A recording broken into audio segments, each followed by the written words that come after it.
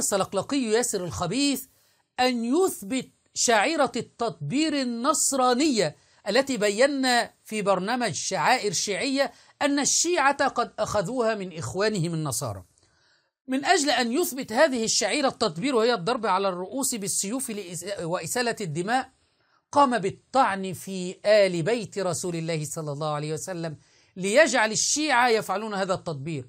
فقال أن زينب ضربت ونطحت رأسها، والنطح لا يأتي إلا من الحيوانات، وأخذ يطعن في آل بيت رسول الله وفي نساء آل البيت ليثبت هذه الشعيرة النصرانية.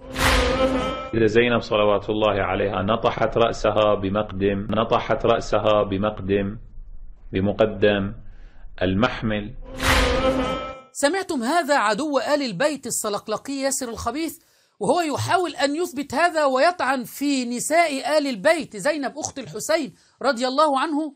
الآن سنشاهد العالم الشيعي أسد قصير وهو يثبت أن هذا الناصبي ياسر الخبيث يشبه آل البيت بالحيوانات. البعض يقول أن السيدة زينب عليها السلام ضربت رأسها، نطحت. للأسف كلمة نطحت، هذا النطح للحيوان، نطحت رأسها بالماء.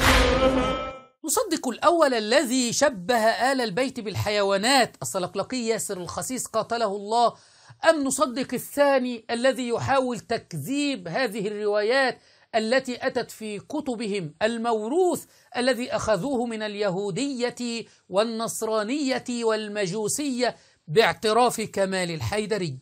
عمائم مزيفة.